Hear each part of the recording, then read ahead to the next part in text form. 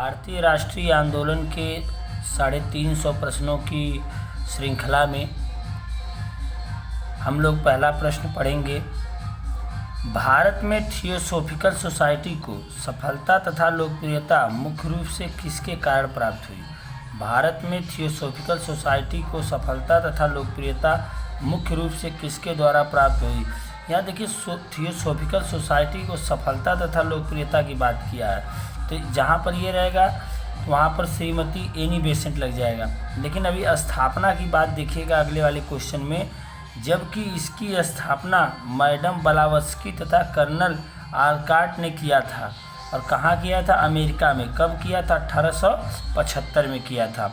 कहने का मतलब कि जब प्रश्न करेगा कि भारत में थियोसॉफिकल सोसाइटी को सफलता तथा लोकप्रियता मुख्य रूप से किसके कारण प्राप्त हुई, तब एनी बेसेंट हो जाएगा। लेकिन जब कहेगा कि इसकी स्थापना कब की गई, तब जाकर के मैडम ब्लावत्स्की तथा कर्नल आलकॉट हो जाएगा। और ये अमेरिका में किया गया था, सैन फ्रांसिस्को में 1875 में। सेंट्रल हिंदू कॉलेज की स्थापना एनी बेसेंट ने कब किया? सेंट्रल हिंदू कॉलेज की स्थापना एनी बेसेंट ने कब किया? यह सेंट्रल हिंदू कॉलेज यहाँ बनारस में आज भी स्थित है, वाराणसी में आज भी स्थित है। और इसकी स्थापना पूछ दिया कब किया? ये 1898 में बनारस में किया गया था। सेंट्रल हिंदू कॉलेज की स्थापना एनी बेसेंट के द्वारा किया गया था। और यही बाद में 1916 में बीएचयू बना। यानी जो 1896 में सेंट्रल हिंदू कॉलेज की स्थापना एनी बेसेंट ने किया था, वही जाकर के 1916 में बीएचयू बन गया। और ये बीएचयू की स्थापना करने वाले पंडित मदन मोहन मालवीय थे। अगला क्वेश्चन देखिएगा, थियोसॉफिकल सोसाइटी के किस साहसिक कार्य को जन साधारण की स्वीकृति एवं भरपूर समर्थन प्राप्त हुआ? देखिए, थियोसॉफिकल सोसाइटी के किस साहसिक कार्य को जन साधारण की स्वीकृति एवं भरपूर समर्थन प्राप्त हुआ? भारत में नवयुवकों को शिक्षा, ये उनका सबसे साहसिक कार्य था। किसने कहा था? तुम वीर बनो, साहसी बनो, हिम्मत करो, इस बात पर गर्व करो कि तुम एक भारतीय हो, प्रत्येक भारतीय मेरा भाई है। इस प्रकार के शब्द कहने वाले केवल स्वामी विवेकानंद ही हो सकते हैं। देखिए, आंसर में स्वामी विवेकानंद ही दिया है। किसने कहा था कि तुम वीर बनो, साहसी बनो, हिम्मत करो, इस बात पर गर्व करो कि तुम एक भारतीय हो, प्रत्येक भारतीय मेरा भाई है? स्वामी विवेकानंद। अगला क्वेश्चन देखिए, किसने अलीपुर षड्यंत्र कांड में फंसे अरविंद घोष का बड़ी कुशलता से बचाव किया? चित्तरंजन दास। यह एक एडवोकेट थे, चित्तरंजन दास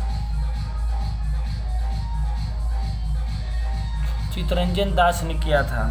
चित्तरंजन दास ने इनकी बचाव किया था। महात्मा गांधी द्वारा स्थापित हरिजन संघ के संस्थापक अध्यक्ष कौन थे? हरिजन संघ के, देखिए, हरिजन संघ के संस्थापक सदस्य कौन?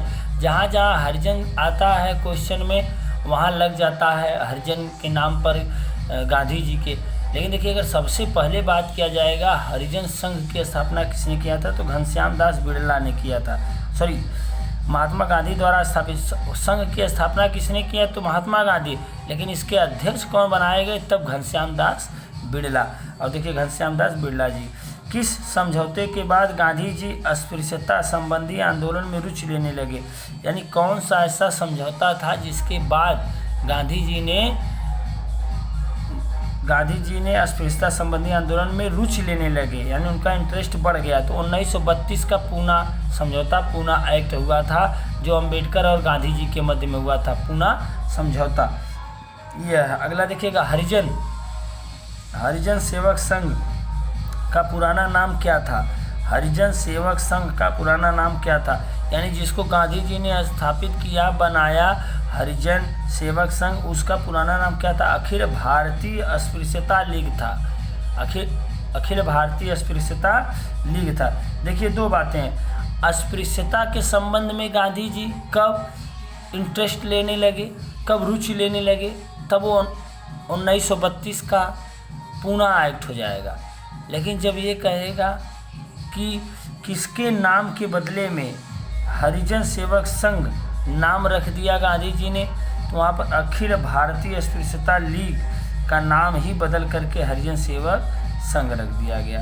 1924 बेलगांव अध्यक्ष गांधी जी, कहने का मतलब है कि 1924 में गांधी जी ने एकमात्र कांग्रेस के अधिवेशन की अध्यक्षता किया था और यह अध्यक्षता गांधी जी ने बेलगांव वाले अधिवेशन में किया था। बेलगांव कहाँ, कर्नाटक में है। और केवल एक बार ही गांधी जी ने अध्यक्षता किया था किसकी, कांग्रेस की, और वही कांग्रेस है जिसकी स्थापना 28 दिसंबर 1885 को चार्ल्स डफरिन के कहने पर आर्क्ट्यू ह्यूम ने मुंबई में किया था।